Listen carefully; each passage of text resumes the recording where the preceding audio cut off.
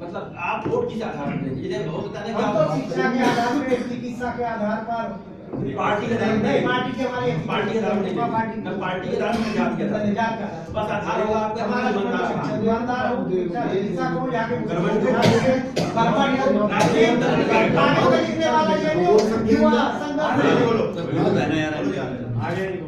आदरणीय सभी हमारे अतिथि और बिहारी जी और व्यवस्था कैसी होनी चाहिए। व्यवस्था में बिगाड़ है शुरू से ही, क्योंकि उल्टे सीधे खंबे पे लटके हुए हैं, पता कुछ नहीं है नेता की, वो भी नहीं पता परिभाषा का क्या होता है, नेता कैसा होना चाहिए। और फिर एक ये भी कह रहा नेता, भाई किस लिए वोट मांग रहे हो, किस लिए खड़े हो गए। मैं खड़ा हो रहा हूँ, रिश्वत लूंगा सबसे ज्यादा, खुल के लूंगा, प्लॉट लूंगा, अपने मकान दुकान बनाऊंगा, अपने बच्चों की नौकरी लगाऊंगा। केवल एक आदमी है बस ऐसा, बाकी जितने भी यहाँ पर खड़े हुए हैं उनका घोषणा पत्र देख लीजिएगा, वो सब कह रहे हैं बढ़िया काम करेंगे, और किसी का भी उठा के देख लो गलत काम हो तो। ये व्यवस्था हमको सुधारनी चाहिए थी कि हम टिकट किसको दें, और टिकट किसको मिलना चाहिए। टिकट वो ले गए जिनका पता भी नहीं था, जो सुपने में सो रहे थे, बिल्कुल पता नहीं कहां से निकल गया और टिकट लेके भाग गए।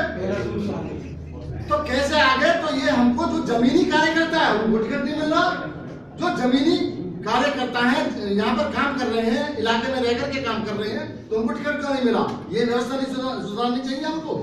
इसका कौन सुनेगा इस बात को, इस बात को कौन सुनेगा। अब हम क्या करें, अब तो हम उसी पे सबर करेंगे कि इनमें से कौन लायक है, कौन काम कर सकता है, तो उन पे ये काम करेंगे। अब हम भाई ये अच्छा कर सकता है, उन पे नापतोल हम ये करेंगे, ये कसौटी पर ये खरा उतर सकता है, ये कार्य क्षेत्र में कर सकता है, ये रोजगार दिला सकता है। और रोजगार किस किस को दिलाएगा? क्या सब लड़कों को रोजगार दिला देगा? ये नहीं है बात। अभी कमिश्नर साहब बोले, घड़ियाल साहब बोले, क्योंकि इंडस्ट्री वास्तव में पलायन कर रही है, यहाँ से लग ही नहीं सकती। हम गारंटी से हम कह रहे हैं आपको 100% कह रहे हैं, इंडस्ट्री बिल्कुल भी नहीं आ सकती। क्यों नहीं आ सकती? जब पार्कों में बिल्डिंग बना के खड़ी कर रहे हैं, बताओ काय का हरा भरा है ग्रेटर नोएडा। जब आप पार्कों में बना रहे हैं तो इसकी तो दिशा आपने बिगाड़ दी, इसकी शिकल आपने बिगाड़ दी। नाइट सफारी आप लेके आ रहे हो, नोएडा किस लिए आपने बसाया था? केवल यहाँ पर कंपनी आनी चाहिए, लेकिन कंपनी लग नहीं रही। आपने इसको सारा रेजिडेंस बना दिया। जब रेजिडेंस बनाया, जब पब्लिक आ रही है तो किस लिए आएगी पब्लिक यहाँ पर? जब तक आप यहाँ पर पर्यटन नहीं बनाएंगे, कोई अच्छी चीज लेकर के नहीं आएंगे, तो इन बातों से क्या फायदा करने का? किसका क्या करें आप? जिसकी मर्जी वही वोट डालेगा। अभी पता ही नहीं पड़ रहा, समय इतना है नहीं, कौन कितने पानी में है कुछ पता नहीं लग रहा।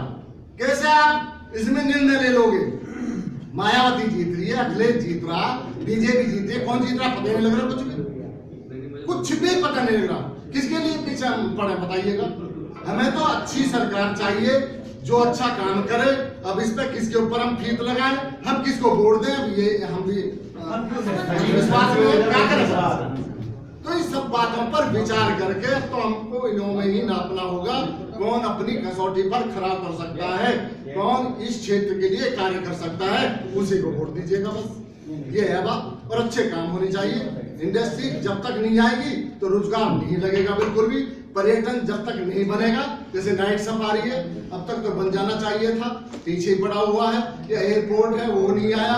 तो ये जब चीजें पीछे हट रही है, आने रही है, पता नहीं क्या हो रहा, क्योंकि सब अपने पैसे बनाने में लगे हुए हैं।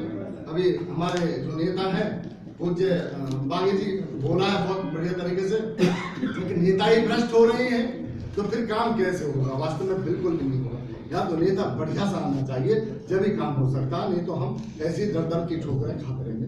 आपने गौतमबुद्ध नगर जिले में मिला तो खैर बहुत बात हुई, लेकिन एरिया तो अपना यही है 30 साल का। लेकिन पहली बार ऐसा देखा है कि जिसकी भी पार्टी से कोई भी नेता जिसको टिकट मिला है, उसी का बड़ा नेता जो है इनडायरेक्टली कह रहा है इसको नहीं आना चाहिए, इसको जो है इसको वोट नहीं जाना चाहिए।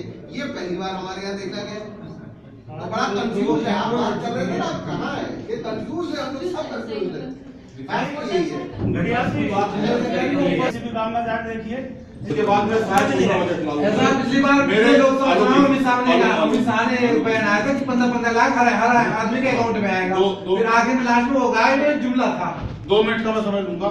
देखिए, जब उत्तर प्रदेश के विकास की बात आती है, उत्तर प्रदेश का गवर्नमेंट का प्रोस्पेक्ट जब बनता है तो नोएडा में नहीं विकास की बात करते हैं तो उत्तर प्रदेश में ग्रेटर नोएडा, नोएडा गाजीपुर, ये तीनों डिस्ट्रिक्ट को दिखाया जाता है कि यहाँ पे इतना डेवलपमेंट। और अगर सही मायने में हम देखें तो दादरी फ्लाईओवर को देखिए, दादरी सबसे पुराना कस्बा हमारे। कितने नेता आए, कितने चले गए, कितनी सरकार है, कितनी चली, आज तक वो व्यवस्था है नहीं। अब मेरे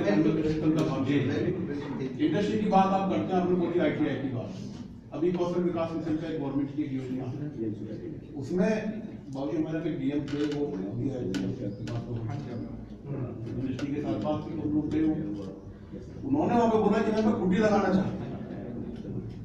मैंने उनका विरोध किया, फोटो की बोला जी आप विरोध क्यों कर रहे हैं। मैंने कहा यार यहाँ पे बात करिए, प्लास्टिक इंडस्ट्री की बात करिए, प्रिंटिंग की बात करिए, पैकेजिंग की बात करिए, कुटी का आप क्या करें, बोले कुटी का कनेक्शन लगाए।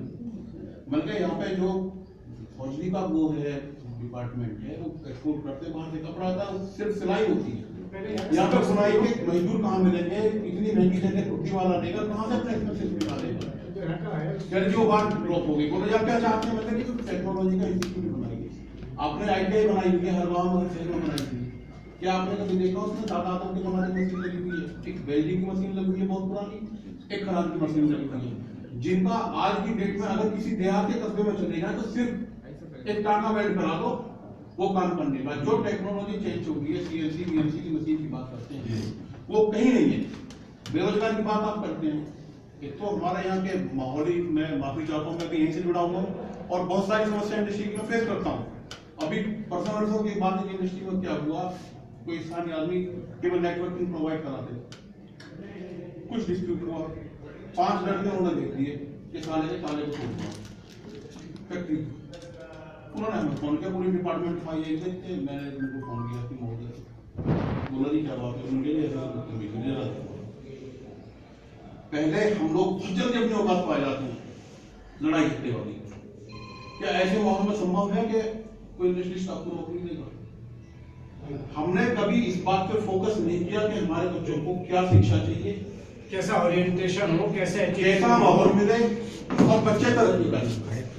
एम्प्लॉयबल होनी चाहिए। ना किसी नेता ने बात रही कि भाई ITI में CNC की मशीन होनी चाहिए, BMC की मशीन होनी चाहिए, डिजाइनिंग की मशीन होनी चाहिए, बच्चे स्किल जो उनकी है वो छुपी प्रतिभा बाहर निकल